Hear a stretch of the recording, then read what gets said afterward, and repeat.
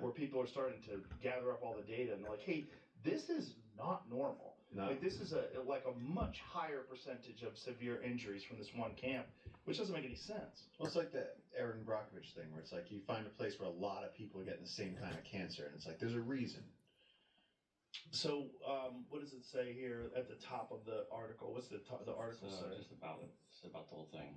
It explains. So, is it true? What is this from? How long ago was this? 2 weeks ago. Yes, 2 days ago. Okay. The injury conspiracy theory, and is it true? So, what is this? This is USA Today, which is like, you know, just skipped ahead to the so-called mechanisms have not been established. Many of the experiments are contradictory. Many of the experiments have exposures that either don't relate specifically to 50 to 60 hertz magnetic fields. It's a topic that will likely resurface or any major injuries during the Super Bowl at Levi Stadium, February 8th in Santa Clara. Is Santa Clara near there? That's where they play the game. That's where they play the game. But is that the training facility? The idea is that it's near the training facility. Right, and I know this is. So that's where the electrical substation is, and there's the field. I mean, cut the shit. Whoa. That can't be good. So it's literally radiating onto them. That can't be good. But I don't think it's going to affect the game. You know what I'm saying? I think it's like being there all the time, practicing there all the time is what's going to weaken their bodies. Without checking, I don't know. Unless that's where they practice, I don't see a large practice facility. Well, look at the fucking multi-use fields. I know right they don't practice on those fields generally. Right, but they use the fields. I mean, they must practice there. This could just be a park. That's why I got to look up where they practice. Right. The LA Rams don't practice next to SoFi Stadium. I can't imagine it's good for you. I mean, there's also okay. Well, find this out. Is there any truth to power lines and people living under power lines having increased rates of cancer? Because I've heard that that's true. Yeah, I mean, in environmental college, there's numerous giant class action lawsuits for people that were living under high tension power lines.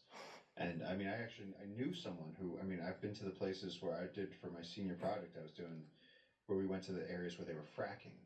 Remember that documentary where they were lighting the water on fire? Oh yeah. Gasland. Yeah. Great documentary. Yes. Yeah.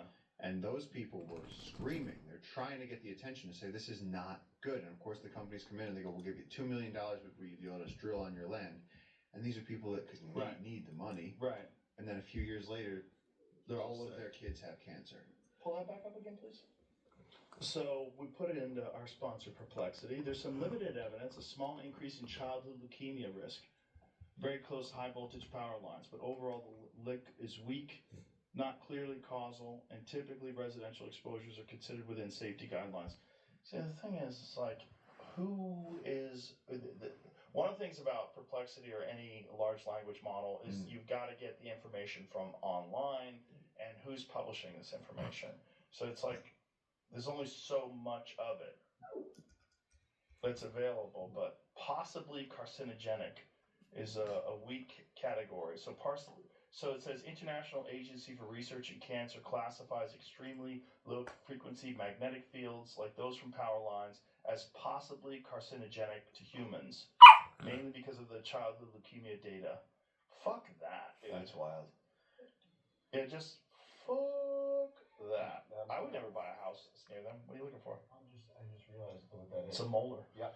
Yeah, this is from my buddy John Reese from Alaska. That's that guy. Yeah. That's incredible. Yeah, So actually, no, this one is from Colossal. So that's a company that's bringing the woolly mammoth back. Yeah, those guys. This piece is from my buddy John Reese. That's a molar. That's cool. Yeah, that's a tooth. That's But that's how many of them they have that they could turn they're just starting to make it into art. Yeah. So I have a pool cue that has woolly mammoth ivory in it. Dude, look at that. Look I at know, that isn't texture. that nuts? And that is so beautiful. something 10,000 years ago used that to mash down vegetables. Wow, that is a gorgeous piece. You know about the Boneyard, right? That yeah, place? no, you were the first time you told me all about it. Incredible place. Shout out to my boy John Reeves. Yeah, I would love to go there. Oh, you should, dude. I would love it's to. That's pretty just incredible. so fascinating. Yeah, the Colossal guys have been up there. Quite a few people have been up there to explore. I think either Randall. Did Randall Carlson go up there? I think he's either gone there or is going there. Yeah, you got to make the intro for me. I would 100% love to go see it. Yeah. I'll set that up. He's always trying to get me to go out there too. I just don't have the time.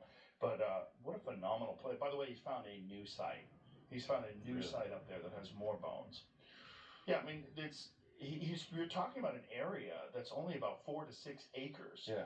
that he's been exploring. He's Well, got they come other in deposits, right? It's like a, massive Yeah. deposits, thousands of animals, yeah. including animals that weren't even supposed to be there. Yeah.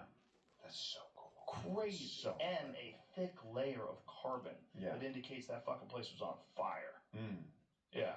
Yeah, I mean that when you find fossils in the wild, there's nothing like finding fossils. I remember the first time I found like a little shell, and then like I said, not that long ago we found like a 7-foot turtle shell, thick, like black, fossilized, in the river basin in the Amazon. The river was especially low, and it was just it was half out, like a crashed alien spaceship. Like it was just this huge thing, and it was like you get this sense, you get that tactile, visceral sense of like, whoa.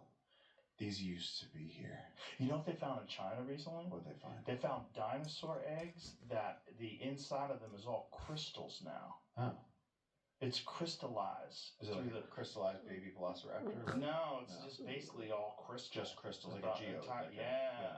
But it's a dinosaur egg. They're It's just over millions and millions of years. It's- probably making art out of that right now. I don't know what they're doing with it. I think it's fairly recent that this discovery, at least the article that I read was fairly recent about it, but it's just crazy So much shit, cool man. shit. Oh, there's so much cool shit in the world. We're on such a Yeah. cool planet. So here it is. Yeah. 70 million year old dinosaur egg contains surprising a sparkling crystal surprise.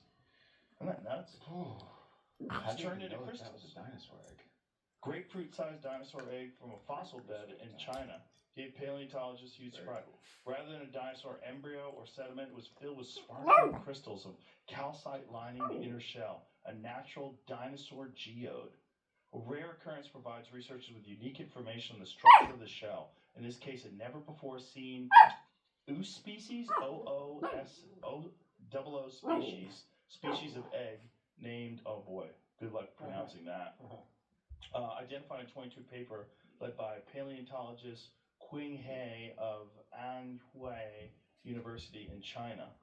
Not only that, it's among the first dinosaur eggs, or evidence of any dinosaurs for that matter, found in the roughly 70 million year old Upper Cretaceous Crishan Formation of the Quishan Basin. Wow. That's insane. Fucking A, man. Dinosaur eggs that are filled with, look at that, crystals. Beautiful. I mean, it looks like a geode. Mm-hmm.